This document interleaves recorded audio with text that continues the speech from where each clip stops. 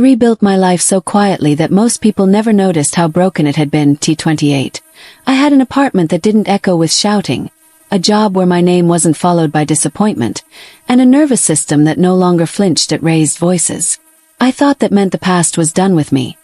Then I walked into my grandmother's will reading, and came face to face with a man who disowned me 10 years ago. My father smiled like we were old teammates. "This is good, kiddo," he said, standing too close. "We'll handle this together." That word, together, hit me harder than any slap he'd ever given. Because 10 years ago, together was the last thing he wanted. The attorney cleared his throat and mentioned the lodge. My grandmother's mountain place. The one with the warped porch boards and the smell of pine sap baked into the walls. He didn't call it a home. He called it an asset.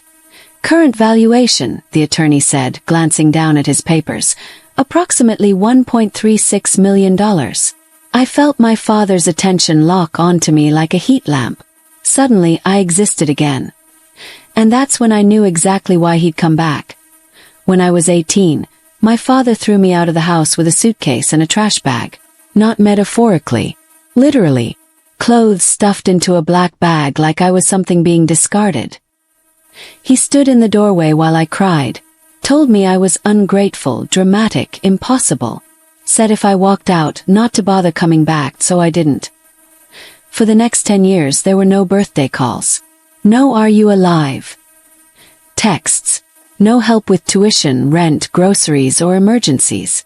I worked double shifts at a diner, took classes during the day, and slept on a friend's couch because it was closer to campus than the shelter. The only reason I didn't fall completely through the cracks was my grandmother, Dorothy. She was my real parent. Quiet kind.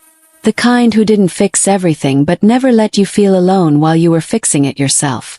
She'd slip me cash she called emergency cookie money, even when she barely had enough for herself. She never asked for explanations, only updates. Never lectured, just listened. The night my father kicked me out, I called her from the curb, sobbing so hard I could barely breathe. She didn't ask what I did wrong, she said. "If he throws you away, I'll keep you." And she did so when she passed. The funeral was hard, but it wasn't unfinished. Cried. Spoke. Said goodbye. I thought that was the end. Then the letter arrived. A formal summons to the will reading. Location. My father's name listed alongside mine. I almost didn't go. I knew what he was like. I knew how money sharpened him. But Dorothy always believed in showing up, even when it hurt. Especially when it hurt.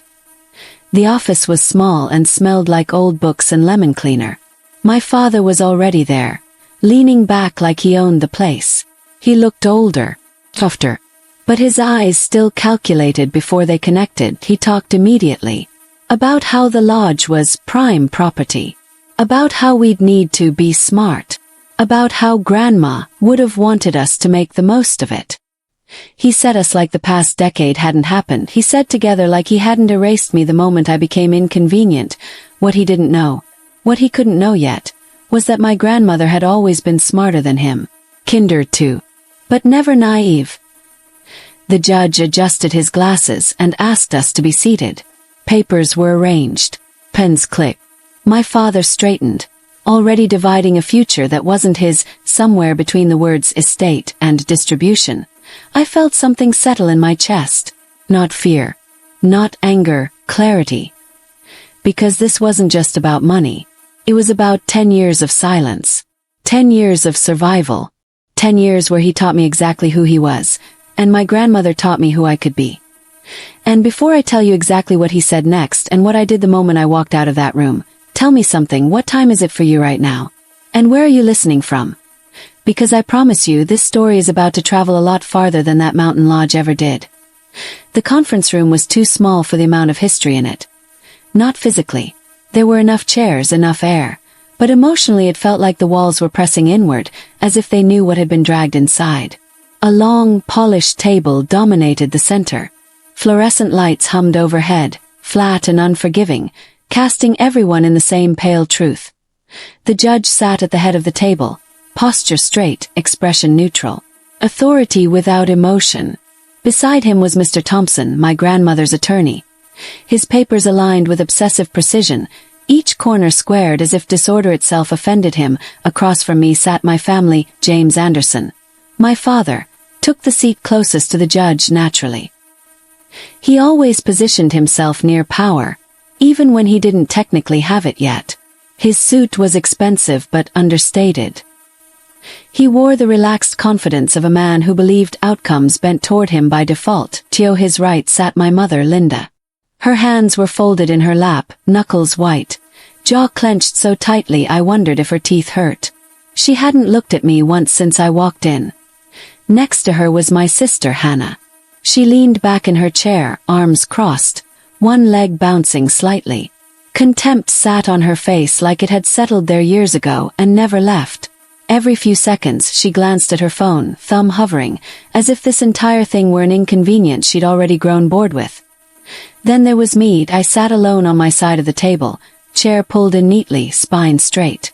Mr. Thompson was beside me, but emotionally I was by myself. I always had been. The judge cleared his throat, then my father leaned forward immediately. Fingers steepled, voice smooth. We're eager to honor my mother's legacy as a united family. I almost laughed. Not because it was funny, but because the lie was so clean, so well rehearsed. The kind of lie that only works in rooms where people don't know the truth. Mr. Thompson began reading. Small things first. Jewelry, furniture, personal items. And my father's fingers started tapping almost immediately. A soft, impatient rhythm against the table. Hannah sighed when a painting was mentioned, checked her phone again. My mother flinched when my grandmother's wedding ring was assigned to me. She didn't protest. She never did. As the list continued, I repeated the same sentence in my head, over and over. Grandma knew them. Grandma knew me. Every pen scratch, every paper shuffle tightened the air. My father's jaw clenched harder with each item that didn't involve numbers. He hadn't come for memories. He'd come for leverage, and the question I couldn't shake was simple. Why had the man who disowned me walked in so relaxed, so sure? If you were sitting where I was, across from the people who broke you, would you believe a single word about family coming out of their mouths? Mr. Thompson paused, the judge straightened slightly, and then the number was spoken. The Mountain Lodge, Mr. Thompson said. His voice shifting just enough to signal importance. Has been professionally appraised at $1,360,000. The number hung in the air like a chandelier about to drop. Hannah snapped upright. My father's fingers stopped tapping mid-motion. My mother's eyes finally moved to me, and then came the line that took my breath away. This lodge, Mr. Thompson read, is my life's work, my refuge, and my apology to my granddaughter. My throat tightened so fast it almost hurt. An apology. Not for herself, but for him. For what my grandmother couldn't stop. For what she'd watched happen to me. That's when I understood. She hadn't just left me property, she'd left judgment. Condition 1 was read slowly, a minimum 5-year holding period. No sale, no lease, no mortgage. Without my written consent. That I watched my father's cheek muscle jump. Hannah's lips parted in disbelief. Condition 2 followed immediately, no family member, specifically naming James Anderson, Linda Anderson, and Hannah Anderson, could exercise managerial authority over the property without my approval. Silence collapsed over the room. My father let out a bitter laugh. She's joking. Condition 3 was not joking. Any contest of the will, any legal challenge, would result in immediate transfer of the lodge to Haven for Youth. Full forfeiture. No family rights. No profits. No appeals. Hannah gasped. My mother closed her eyes, and my father went very, very still. That's insane, he snapped, standing halfway out of his chair. My mother loved her family. She wouldn't threaten us. This is childish language. Mr. Thompson didn't blink. He produced documentation. Review after review. Medical evaluations. Mrs. Anderson was entirely lucid every single time, he said calmly. Then he showed the signature looping. Firm.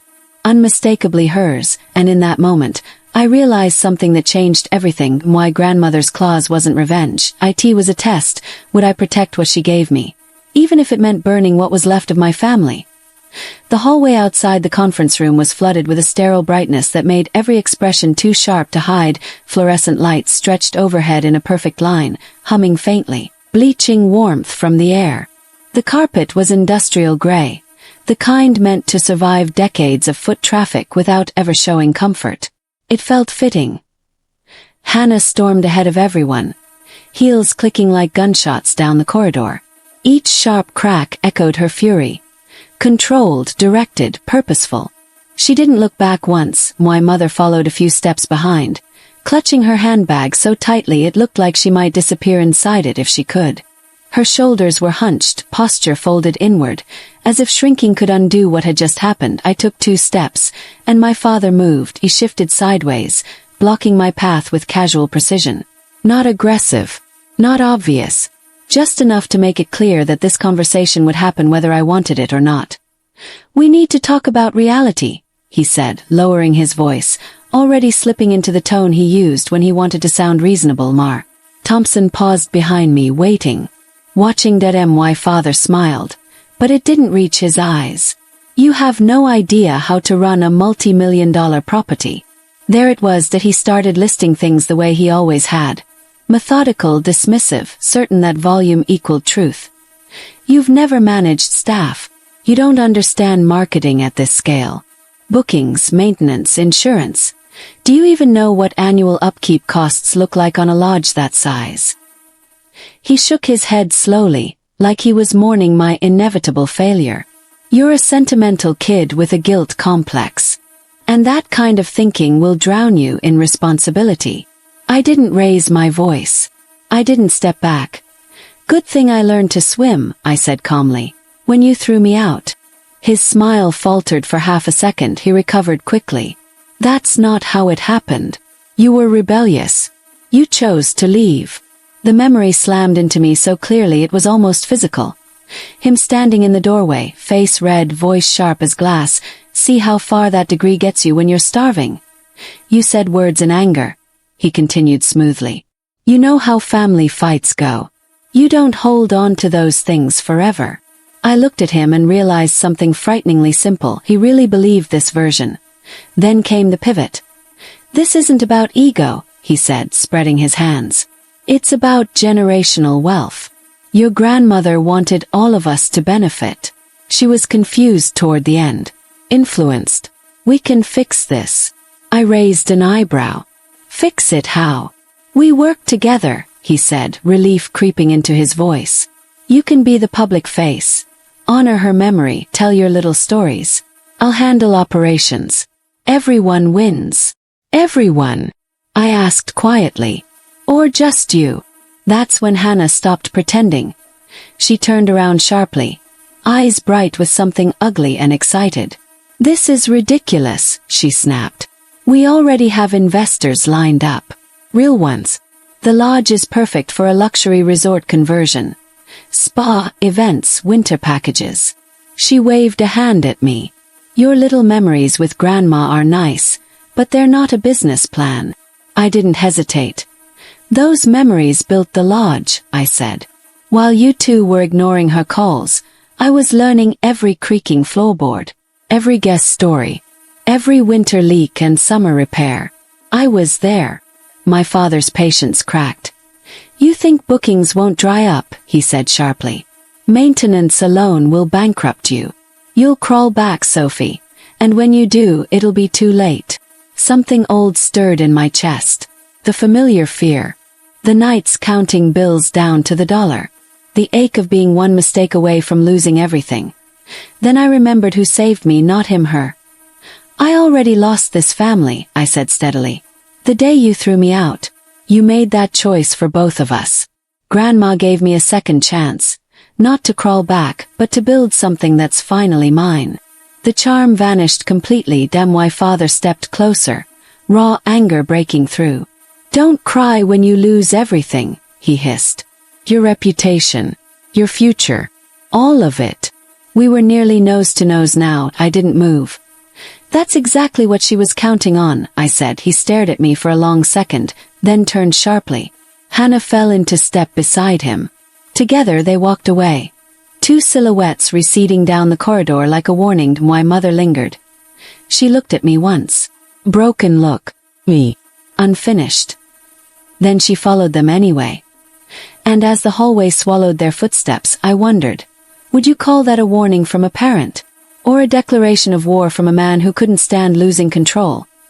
The drive up to the lodge felt like a line being crossed. My car was packed full of boxes, clothes, paperwork, old notebooks, but my mind was packed full of defiance. Every mile farther from the city loosened something in my chest. Trees thickened. Cell service thinned. The noise of everything else fell away. And then it appeared. The lodge rose out of the trees the way it always had, sudden and familiar, like it had been waiting for me. Weathered wood siding, gray and sun-bleached but strong. Scarred, not fragile. The porch sagged slightly in the middle, the way it always had, but the valley beyond it still opened wide and breathtaking, stretching out like a promise that refused to shrink. I cut the engine and just sat there. The key felt heavier than it should have in my hand. Now legally mine. The door creaked open, and the smell hit me instantly. Pine cleaner and old coffee, layered together like years of mourning stacked on top of each other. I expected the weight of it to crush me. It didn't. I should have felt like a burden. Instead, it felt like an answer. I didn't start with spreadsheets. I started with a corkboard. I pinned photos my grandmother had kept in old drawers and albums.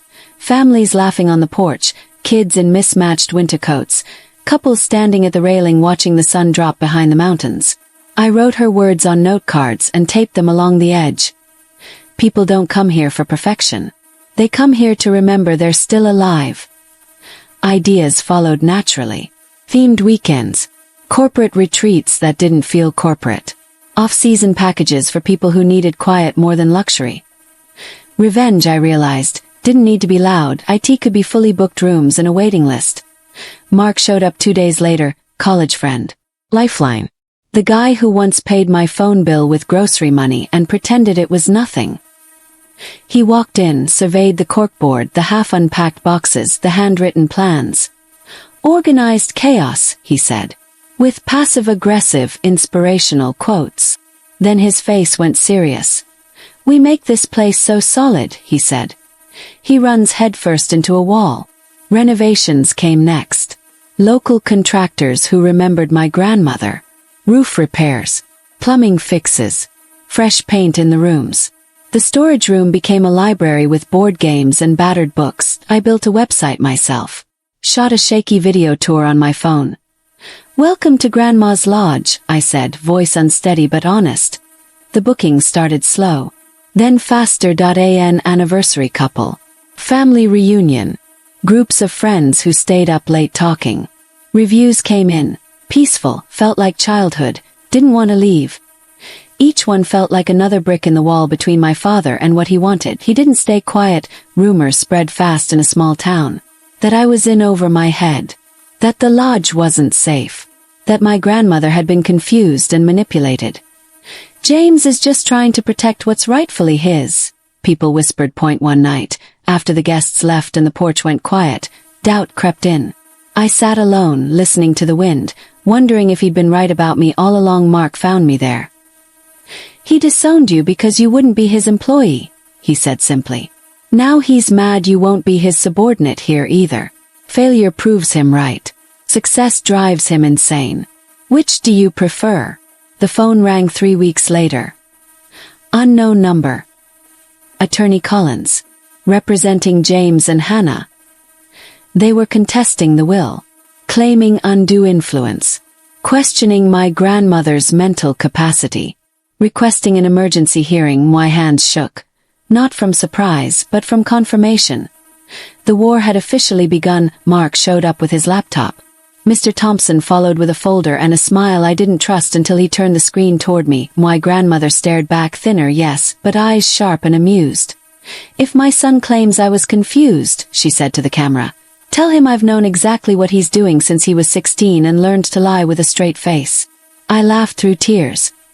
Even now, she was still protecting me, and this time I was ready to fight back. My father didn't wait for the courtroom to tell his story. He took it on the road, and the weeks leading up to the hearing. He became a fixture at community gatherings, church breakfasts, business mixers, charity dinners. Everywhere he went, he wore the same expression. wounded but dignified. A heartbroken son trying to do right by his family. He told anyone who would listen that his mother had been confused toward the end. That a lawyer had twisted her words. That I was being used. That this wasn't about greed, it was about bringing the lodge back into the family where it belonged. Some people believed him. Others didn't say anything at all. I felt it in the way greetings changed. Warm smiles from some. Tight nods from others. Conversations that stopped when I walked into a room. Whispers I wasn't supposed to hear but did anyway. The night before the hearing, I found my mother standing in my kitchen, no lights on. Just the glow from the stove clock and the faint outline of her shoulders. She startled when I spoke. "He's borrowed money," she said without preamble. "A lot of it." The words landed heavier than I expected. She told me he'd promised investors the lodge as collateral. That if he lost this case, it wouldn't just be pride at stake, it would be financial ruin. For a moment, guilt pierced through my anger. Then I remembered every time she'd watched him crush me and said nothing. "Do you believe she knew what she was doing when she wrote that will?" I asked quietly. My mother hesitated. Long pause. Then, barely above a whisper. "Yes. She knew exactly what she was doing." "Would you say that under oath?" She looked at the floor. I don't know."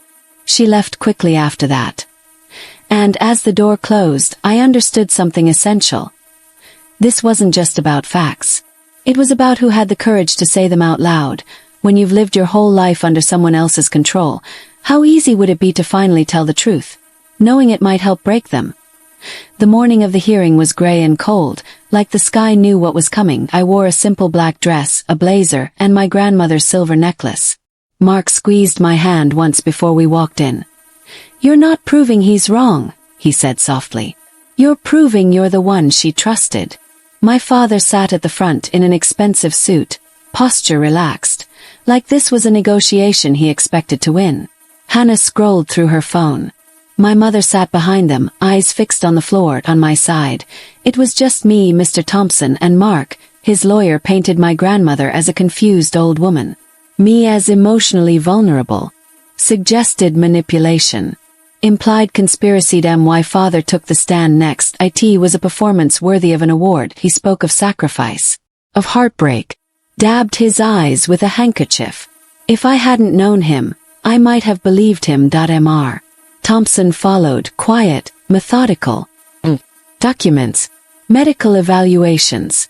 Emails written long before any decline. Then it was my turn. My legs felt heavy walking up, but once I sat, something steadied. I talked about the lodge. About balcony conversations. About how my grandmother built it from nothing. About how she winced when my father pushed for aggressive expansion. "If your father wants the lodge," she told me once, "he'll have to want you first." The cross-examination was sharp. "Unresolved anger toward your father?" the lawyer asked. "Of course I do," I said. "But my anger didn't write the will. My grandmother did." He suggested she'd overcorrected out of guilt. "It's possible," I replied evenly, "that my father underestimated how clearly she saw him." Murmurs rippled through the courtroom. The judge tapped the gavel lightly. "Order." And for the first time I saw doubt flicker across my father's face. "The defense calls Linda Anderson." The words landed like a dropped plate. My mother looked like she might faint. Her hand went to the back of the bench, fingers gripping the wood. For a moment I thought she would refuse. That she would shake her head and stay seated. Choose safety over truth like she always had. Then she stood. Slowly. Each step toward the witness stand felt like an act of rebellion against the man she had stood beside for decades. Her shoulders trembled. Her breathing was shallow. But she kept moving. Mr. Thompson's voice was gentle. "Mrs. Anderson, can you tell the court what you observed about Dorothy Anderson's mental state in the years before her passing?" My mother's hands shook as she adjusted the microphone. She glanced at my father. His expression tight, eyes sharp, a barely contained threat behind them. Then she looked at me. I didn't plead. I didn't nod. The question hung silently between us. "Who do you want to be today?" "Dorothy was stubborn," my mother said finally. Few people smiled despite themselves. She was clear about what she wanted, even when we didn't like it. She knew numbers. Details. She remembered conversations from years ago. She wasn't confused. My father's lawyer jumped up. Objection. Overruled, the judge said calmly. Continue, Mrs. Anderson. My mother swallowed. She told me more than once that she was leaving the lodge to Sophie. Her voice wavered but didn't break. She said James would never treat it as anything more than a business. She didn't trust him with it. The words hit like a hammer. My father's face flushed deep red. The microphone caught his whisper. Linda, what are you doing? She flinched, but she didn't stop. Dorothy was not manipulated, my mother said, steadier now. She told me she was trying to protect what she built. And she believed Sophie would protect it too. For the first time, my father looked genuinely shocked. Not because of the legal implications, but because the woman who had followed his lead for years had stepped out of his shadow. The rest blurred together. My grandmother's video. The doctor's statements. Financial records showing my father's risky investments based on anticipated access to the lodge's equity. Mr. Thompson's closing. Defending the will and exposing motive in the same breath. The judge reviewed his notes. The room was so quiet I could hear my own breathing. Dorothy Anderson was of sound mind, he said at last. Her intentions are clear, consistent, and corroborated. The petition to contest the will is denied. The will stands as written. Operational control remains with Sophie Anderson. He paused. Furthermore, the word felt ominous. This challenge was frivolous and self-serving, with clear financial motives. Court costs and attorney fees will be paid by the plaintiffs. Mr. and Ms. Anderson. My father's mouth opened, closed. No sound came out. Dad, Hannah whispered in horror. We don't have that kind of... She stopped when she saw my face. I wasn't smiling, I wasn't gloating, I was just done.